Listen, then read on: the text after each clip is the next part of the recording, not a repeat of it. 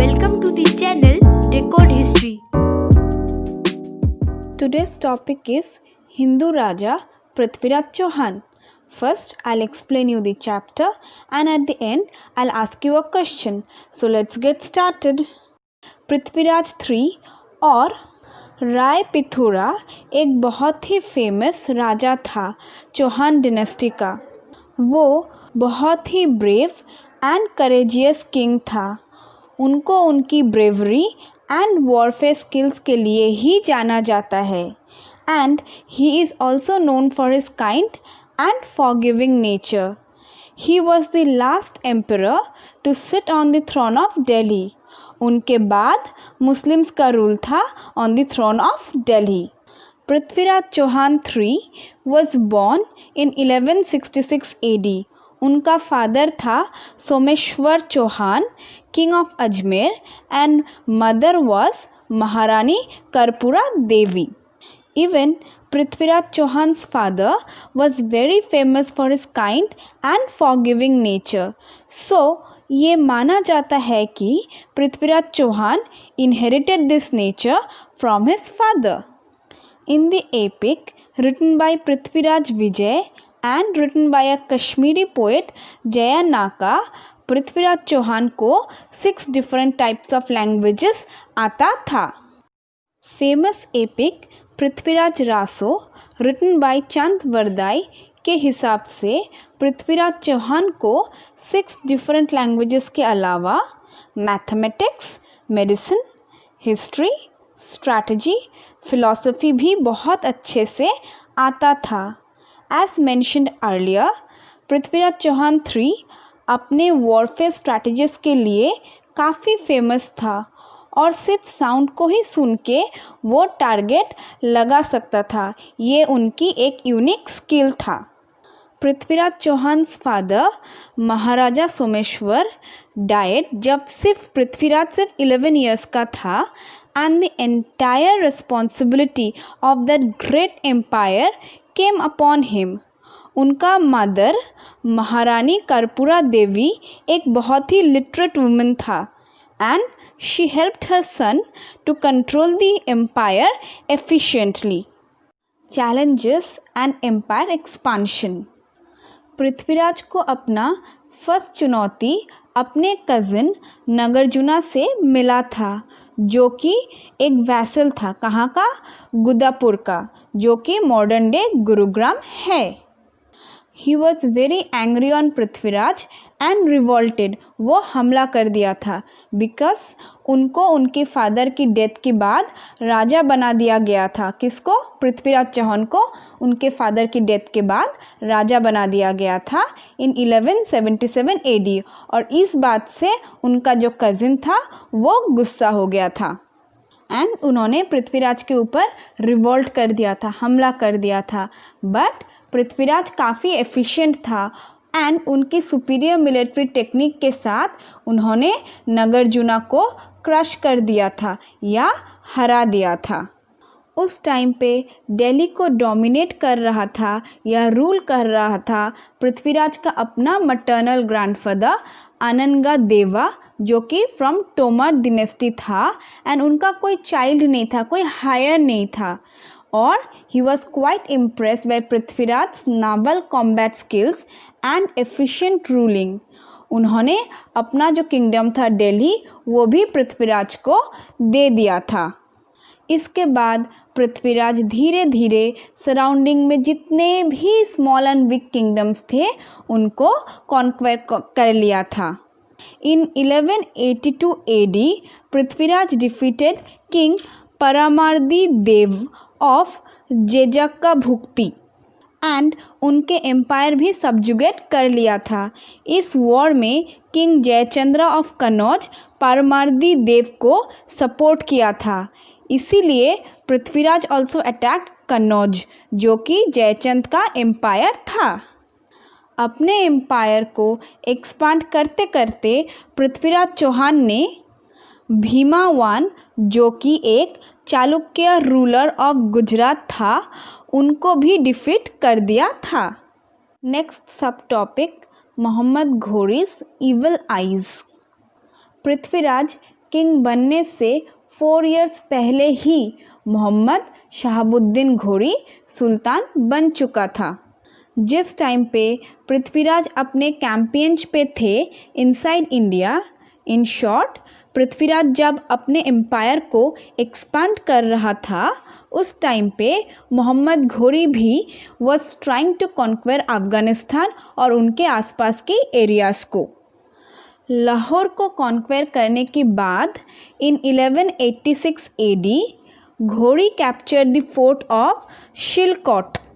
मोहम्मद घोरी के आइस दिल्ली की थ्रोन के ऊपर भी था, बट उनको हिम्मत नहीं था, या बोल सकते हैं कि हिम्मत नहीं हुआ कि वो अकेले ही एक मैजेस्टिक किंग पृथ्वीराज को फेस करे या चैलेंज करे।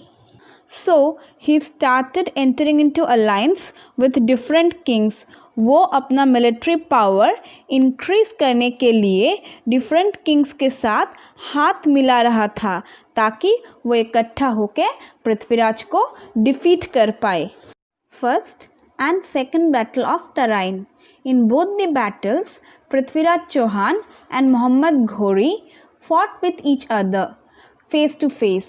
For details, please watch my previous videos. Now let us come to the next subtopic, Prithviraj Chauhan and Sanyogita's love affairs. Raja जयचंद्र's daughter Sanyogita was very beautiful. वो अपने ब्यूटी के लिए काफ़ी famous थी.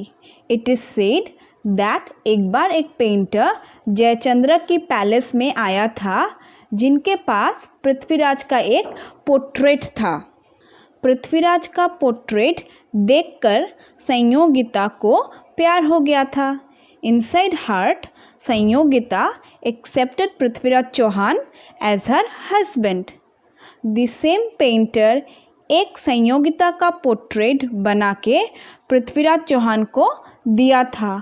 वो पोर्ट्रेट देख के Prithviraj Chauhan also fell in love with her and decided कि वो संयोगिता को ही अपना वाइफ बनाएगा। मीनवाइल जयचंद्र ने संयोगिता का स्वयंवरा अरेंज कर लिया था। Now what is swayamvara? Swayamvara एक ऐसा सेरेमनी है जहाँ पे प्रिंसेसेस अपने लिए अपना लाइफ पार्टनर खुद पसंद करता था। वो जिसको वरमाला पहनाएगा उन्हीं के साथ उसका शादी होता था।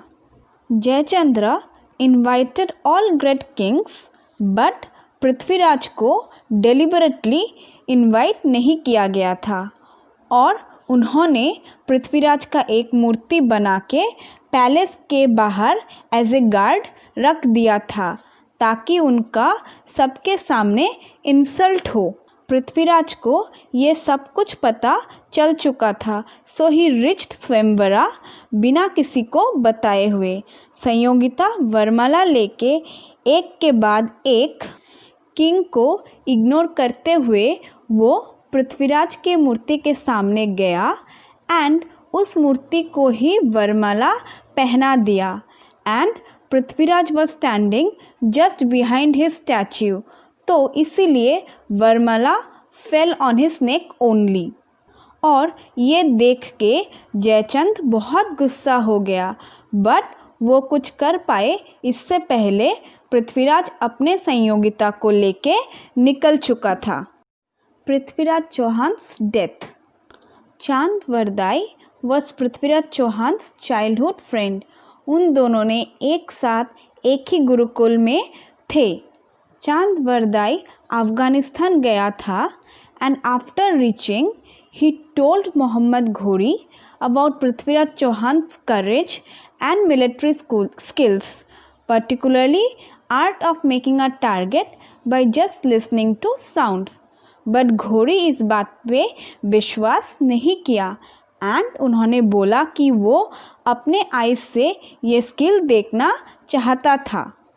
अब ये तो चांद वरदाई एंड पृथ्वीराज चौहान का प्लान था कि ऐसे वो मोहम्मद घोरी को मार देगा, पर मोहम्मद घोरी को इस बात का या इस प्लान के बारे में कुछ भी नहीं पता था। सो उनको जैसे बोला गया था वो वैसे ही कर रहा था।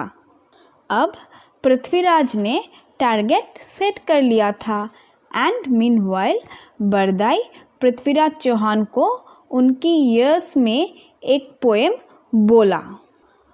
4 बस 24 गज अंगुल अष्ट प्रमाण ता ऊपर सुल्तान है मत चुको Chauhan.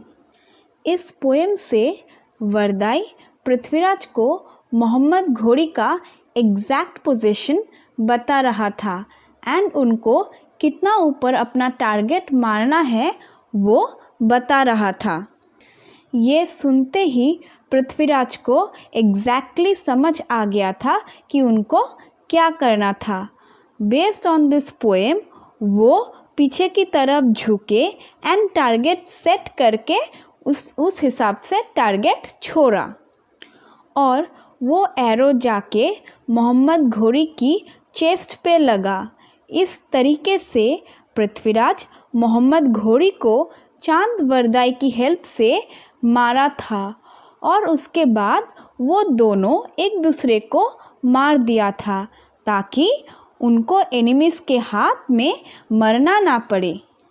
So that's all about the topic and today's question is how did Sanyogita marry Prithviraj Chauhan? Sanyogita किस तरीके से पृथ्वीराज से शादी किया?